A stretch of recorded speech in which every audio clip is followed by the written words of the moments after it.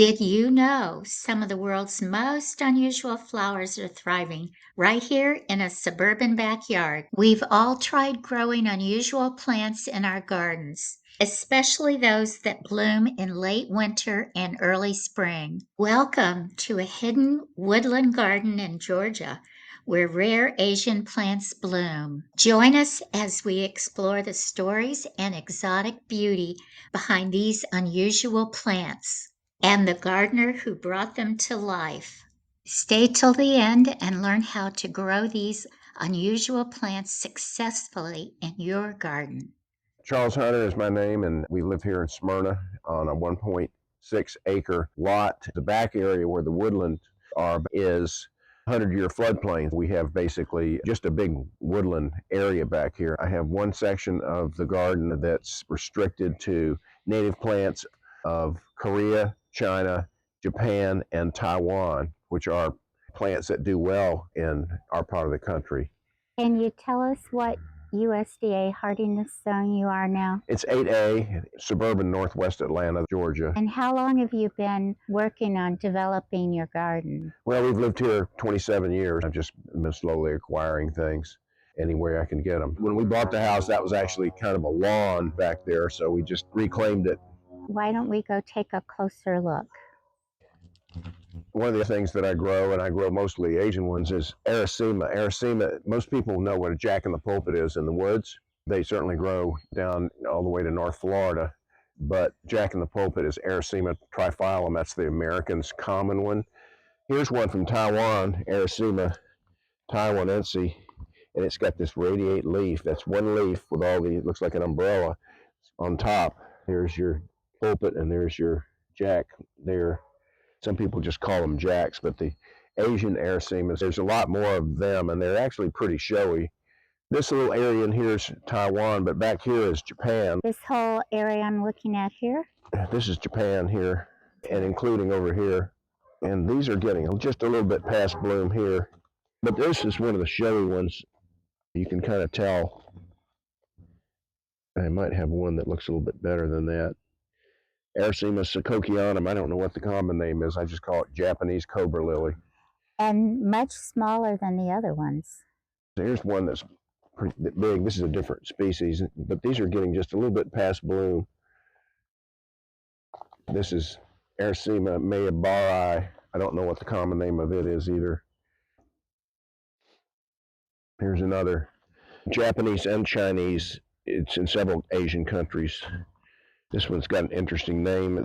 The common name is dancing crane cobra lily, because it kind of looks like a dancing bird with the leaf on the rachis kind of looking like two wings from the bird. And Arisaema heterophyllum is the Latin name of that one. Here it is, down here. I can get that. And some of this stuff I've just put seeds in, so you won't see anything. I put seeds in, and I see what will come up and what won't come up. And not all of them germinate. That's kind of a big experiment of the Sakokianum. Oh. It's not quite past bloom. That's what it looks like. You may have to get around the back. I don't want to step on anything. Yeah, be careful. I got it. And this one's kind of nice because it's got the serrated leaves. Not all of the species does, but that particular one did. I purchased it like that. Another Japanese plant. This plant is actually pretty rare in the wild. It's really attractive. Just one of the islands that has it, one of the main islands, but it's not common. But I did get some seeds from somebody in Japan, and I'm growing these little seedlings, and hopefully I can get it where I can get seeds out of it, because with Arisaemas, it takes two to tango. You have a male and a female. You have to have the different sexes. You can't just have one plant and it just makes seed. It just doesn't do it. I'm going to show you a couple more. Okay. One, it's pronounced Sazazo, and it's kind of an unusual one. Look how, that's what it looks like. But this thing is called the spathalim, this thing that flops over, and it covers the entire front of the plant. And I have another one here that's about to bloom, but it's not blooming yet. If you get up here, you'll see a different kind of Arisaema from Japan called ringans. You want to get up here, they can get really big with the three leaves, and then it looks like a fist or something, the billy club underneath of it. That's the bloom. Let's see. Go ahead. Here's one that's going to be pretty difficult for you to photograph because the bloom is way down on the ground. Can you see it? I got it. Arisaema cucusianum, and I don't know if it has a common name or not. And then there's a few more. I'm trying to get you some of the more showy ones. There's one over here that's kind of interesting. Now these plants like shade, right? Yeah, the Arisaemas are woodland plants, so they don't like it in the sun. If you want to grow those, you need to grow it. Kurotai. And if you get over here, if you take one step in there, you can probably get, or maybe you can get it from the side over here if you get low, what it looks like. Oh, Yeah, there you go.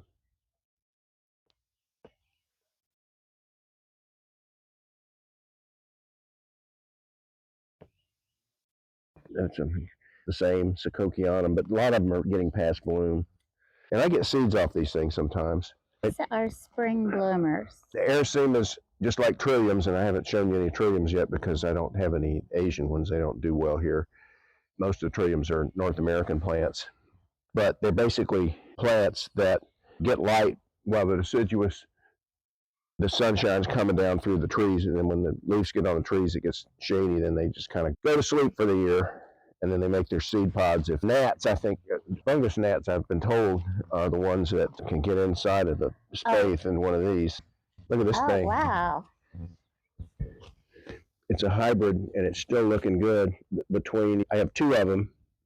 Charles covered several spectacular looking iris from Asia, but let's start with the one that's native to eastern North America, and that's commonly known as Jack-in-the-Pulpit. This Arisaema grows in the woodlands just like the other ones that he was talking about, and he's in eastern North America because he's in the Atlanta area. So if you have a woodland area in your yard or a shady area where you would like to try growing this plant, then let's talk about what you need to consider and how you need to prepare your soil and purchase your plants so that you can be successful. First, the plant will grow to a height of 1 to 3 feet. That may be a consideration when you're looking at where are you going to place this plant because of its size. You don't want it to be crowded by other plants that will block the sun. Sun requirements. The plant does need dappled sun or filtered light or sun from bare trees because they've dropped their leaves in order to produce a bloom. Deep shade with evergreen trees would not be a good location. Soil requirements for this plant, as you saw, Charles area has a lot of leaf litter and it's a woodland. So the leaves fall off and they're left, you've got leaf mold and sticks and things that are decomposing into the soil. If you have a loamy soil or sandy soil, you can grow this plant. If you don't have a woodland area like Charles, you can grow this plant by using soil improvers or additives. Those would be an all-purpose compost, peat, or leaf mold if it's available. So those are the things that you would want to add into your soil area where you're going to be planting. If you have clay soil, if it's not heavy clay soil, you can put a lot of these amendments into it to improve it and make it lighter and more similar to a woodland area. Heavy clay soil, it's just not recommended because the plants do not thrive. We've talked about sun, we've talked about soil, and then water requirements. This is not a dry woodland type plant. This is a moist area plant.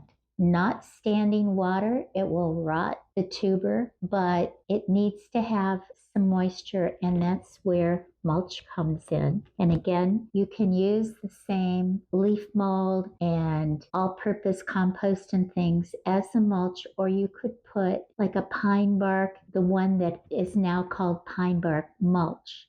It's more finely ground. That would be a good topping for your plants when you've got the tubers in the ground. By adding the mulch, you're going to keep the soil more consistently moist, and that will also help protect the roots, keeping them cool. You don't want to overwater because you will rot the plant. Bloom time is in the spring, and depending on the zone, the USDA hardiness zone that you're in, this plant's range is from 4, some say as cold as 3, down to 9, probably 9A, which is the cooler end of zone 9. That's a wide range. So that means you're going to have a variety of bloom times depending on where you live. So anywhere from end of March until June, and possibly early July. The bloom color, as you saw, Charles did a great job showing us the different colors of the Arisaemas that he had. Kind of a creamy white all the way to a green. There are varieties that have streaks of purple, deep purple, and there was even one that he showed us. It's a very deep maroon, almost black. Bloom form in the Jack-in-the-Pulpit. The pulpit is the hood. They call it a hood. It flops over the tubular part of the flower. The tubular part is the part that's called the jack. I'll put the scientific names for that up so that you can see them too. Where do you get your plant? You've selected your site, you've prepared your soil appropriately, and you are ready to plant. Check with the reputable nurseries and native plant sellers in your zone, because plants or tubers or seeds that are grown in another zone frequently do not do well when you try to grow them if you're in a very different zone. Specialty nurseries, nurseries that grow native plants, and also online sellers. When is the ideal time to plant?